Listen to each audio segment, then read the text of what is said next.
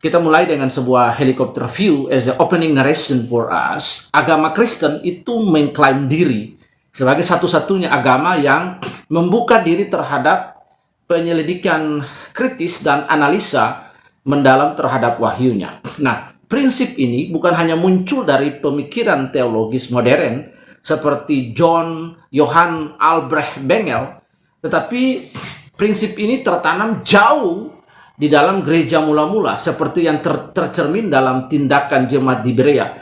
Jadi sebenarnya the process of the first hermeneutics itu terjadi di Kisah Rasul pasal yang ke-17 ayat yang ke-10 sampai ayat yang kedua. Sekali lagi, the first hermeneutics ini juga bisa berbicara tentang the first critical thinking by the first communication, the first Christian in the Berean House. Kita bisa melihat dalam Kisah Rasul pasal 17. Nanti kita akan lihat dan kemudian kita akan melakukan short telah singkat terhadap Kisah Rasul 17 tadi. Nah, hal ini bertujuan untuk mengeksplorasi fondasi biblika dan kritik historis dari keterbukaan Kristen terhadap kritik. Jadi teman-teman, Kristen itu terbuka secara kritik, ya, terbuka untuk semua kritik. Bahkan kekristenan juga bisa membungkam semua lawan yang baik dari yang menyerang kekristenan. Sebab kekristenan is a very strongest. Kekristenan itu can give for us itu evidence, itu bukti, itu proof. Maupun kalau di dalam the historical biblical archaeology itu kita bisa melihat, kalau kita mempelajari sejarah, maka kekristenan dapat berdiri, dia menantang zaman ini bagi orang-orang yang apatis terhadap kekristenan, bahkan orang-orang sekalipun yang di luar Kristen yang menuntut bukti tentang keadaan Kristen, kesahihan Kristen, dan bukti-bukti hari ini kekristenan mampu dalam berbagai hal. Kristen dapat memberikan bukti dengan literasi yang cukup memadai. Jadi the Christianity is the very strongest to open, to receive the critics, dan lain sebagainya. Jadi teman-teman, mengeksplorasi fondasi biblika dari historis dari keterbukaan Kristen terhadap kritik, serta menelusuri respons Bapak Gereja dan teolog sepanjang sejarah terhadap penyelidikan iman yang rasional. Pada video lain saya sudah menjelaskan tentang bagaimana penebusan terjadi juga dalam hal rasio. Orang Kristen harus menggunakan rasionya dengan baik, tetapi tidak takluk kepada isme atau paham bahwa segala sesuatu harus diselesaikan dengan isme, seperti pernyataan filsafat Prancis yaitu cogito ergo sum. Nah teman-teman, kita bisa melihat sebuah pernyataan yang selaras dengan Kisah Rasul 17 ayat 10 dan ayat 11 itu oleh Johann Albrecht Bengel 1687 sampai 1752, seorang teolog dan pakar tekstual New Testament yang menyatakan bahwa karakteristik agama yang sejati dan benar adalah agama yang terbuka. Sekali lagi, agama yang sejati dan agama yang benar itu adalah agama yang terbuka, satu, open, untuk apa? Untuk diteliti. Yang kedua, untuk dianalisa, dan yang ketiga, kemudian menuntut suatu hasil keputusan. Ini bisa ditemukan di pernyataan Bengel di dalam Gnomon Novi Testamenti, ya, yang diterbitkan pada 1742. Jadi karakteristik agama yang sejati, sekali lagi teman-teman yang ada di live streaming ini, baik yang di Facebook maupun yang di TikTok, karakteristik agama yang sejati dan benar adalah agama yang satu lagi open, yang terbuka untuk diteliti dan kemudian dianalisa. Diteliti dan dianalisa ini adalah bagian dari critical thinking, teman-teman. Dari critical thinking, suatu agama yang tidak bisa dikritisi, yang tidak bisa dianalisa, dan kemudian ketika orang mulai mempertanyakan agama itu, mereka berkata ikuti saja, nggak ada yang salah, itu yang keliru, itu bukan agama yang sejati. Nah, jadi karakteristik dari sebuah agama yang sejati dan benar itu adalah agama yang terbuka untuk dikritisi. Jadi dikritisi, untuk diteliti, dan bahkan untuk dianalisa, dan kemudian dari hasil yang terbuka, diteliti dan dianalisa itu kemudian maka pengikutnya dapat menuntut suatu hasil dari keputusan. Saya teringat kepada sebuah pernyataan yang luar biasa dari Buya Shakur, seorang Muslim scholar yang sangat terkenal yang meninggal beberapa waktu yang lampau. Beliau menyatakan jangan takut untuk murtad. Lalu dalam video tersebut dia mengatakan bahwa dia berdiskusi dengan Gus Dur dan Gus Dur berkata kepada dia bahwa agama yang dia pegang itu seperti bara, ya kalau dilepas salah, kalau dipegang itu sakit. Jadi kemudian Buya Shakur mengeluarkan sebuah pernyataan yang buat saya itu adalah sebuah pernyataan anagram, ya, sebuah pernyataan diagnostik yang luar biasa bahwa jangan takut untuk murtad. Artinya begini, bahwa kalau sebuah agama itu sejati, kalau sebuah agama itu benar, maka agama itu yang pertama harus open, dia harus terbuka terhadap fakta sejarah. Bahkan agama itu pun harus dikuliti habis-habisan. Agama yang terbuka untuk diteliti, agama yang terbuka untuk dianalisa, dan kemudian para pengikutnya menuntut suatu hasil keputusan, itu adalah agama yang sejati.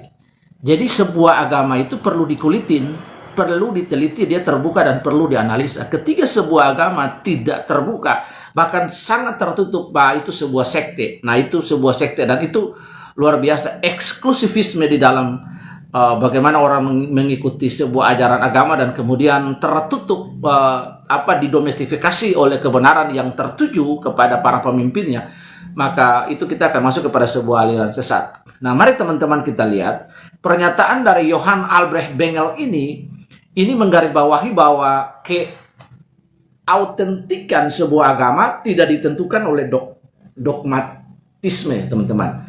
Jadi pernyataan ini sekali lagi menggarisbawahi bahwa keautentikan atau otentiknya sebuah agama itu tidak ditentukan oleh dogmatisme, melainkan keterbukaannya terhadap penyelidikan dan verifikasi yang rasional. Sebab ada religion outside the Christianity itu mengajarkan kepada umat juga hal-hal yang irasional, sementara the Christianity is a very rational. Itulah sebabnya maka ketiga Tuhan berkata, kasihilah Allah dengan segenap hati, dengan segenap akal budi. Akal budi itu adalah knowledge. Akal budi kita perlu diisi dengan presuposisi, perlu diisi dengan pengetahuan. So we have education about God. Kita punya pengetahuan, we have a presupposition about the existence of God, about the religion. Nah, ini yang penting sekali, sebab jika pengetahuan itu tidak diisi, pengetahuan itu berjalan seiring dengan iman dan kemudian dengan rasio, teman-teman. Nah, kalau orang Kristen kemudian berkata, saya beriman tapi saya tidak menggunakan logika saya, maka itu binatang. Kenapa? Karena binatang itu nggak punya rasio, binatang itu punya insting. All the humankind use their brain, how to know.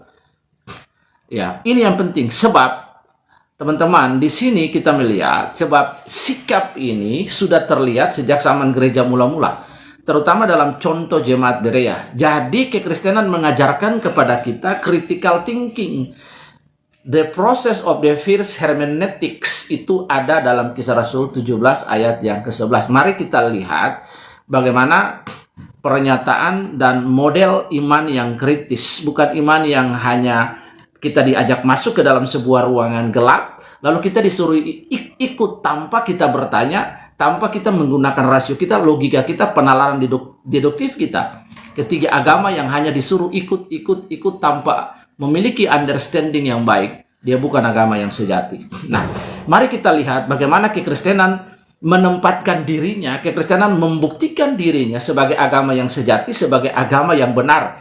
Mari kita lihat dalam Kisah Rasul pasal yang ke-17 bagaimana orang-orang di Berea ini memperlihatkan kepada kita model iman yang kritis, bukan iman asal-asalan, iman yang buta, iman yang berjalan di dalam gelap, tapi iman yang kritis. Kita lihat dalam Kisah Rasul pasal 17, the Bible record about this case. Kita lihat, the Bible mention for us about the people in the Berean.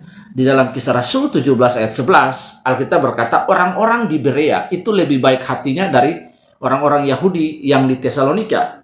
Karena mereka menerima firman itu dengan segala kerelaan hati dan setiap hari. Ya, jadi kita mulai dari bagian B ya. Karena mereka pertama menerima firman itu dengan segala kerelaan hati. Yang kedua, ini yang penting, ini proses hermeneutics, ini proses critical thinking. Setiap hari mereka menyelidiki kitab suci untuk mengetahui apakah semuanya itu benar demikian. Teman-teman, kita tahu bahwa Rasul Paulus itu dia tidak mungkin salah. Para apologet yang ada di ruangan TikTok, di room-room TikTok, they have a probability yang bisa salah. Mereka punya peluang untuk bisa salah. Bukan mereka salah, saya tidak mengatakan mereka salah, tapi mereka punya peluang untuk bisa salah. Ya, jadi semua siapapun yang ada di TikTok, siapapun yang menyebut dirinya apologetika, mereka punya peluang untuk bisa berbuat salah. Rasul Paulus itu terdidik di dalam pokok-pokok ajaran Yudaisme. Dia melampaui 4 tingkatan pendidikan dalam strata pendidikan Yahudi. Ya, dan yang terakhir pendidikan yang ditempuh adalah Beit Midrash di situ. Nah, hari ini kita mengenal namanya Yeshiva, the School of Rabban, the School of Rabbi, the School of Rabbi. Jadi gurunya adalah Gamaliel. Gamaliel itu punya bapak namanya Hillel. Hillel adalah rabi yang sesaman dengan Tuhan Yesus. Ada satu rabi yang lain namanya Rabi Semael. Mereka berdua adalah the great rabban dalam konteks agama Yahudi dan sangat dihormati, dan mereka hidup sesama dengan Kristus. Nah, kita tahu juga bahwa kekristenan, akar dari kekristenan itu adalah Yudaisme. Jadi ketika Paulus bertobat and he become a new Christian in the new flock, maka dia tidak mungkin salah. Dia sangat tidak mungkin salah. Rasul Paulus tidak mungkin. Nah, kalau seorang Rasul Paulus saja bisa diteliti, bahkan bisa diteliti, bisa dikritisi pengajarannya, bisa di hermeneutics, pengajarannya bisa dikritiki, apalagi yang cuman apalagi yang cuman orang yang berbekal ChatGPT, yang kemudian berbekal Google, lalu coba untuk menggunakan aplikasi dan lain sebagainya, lalu kemudian mencoba untuk menjadi apologet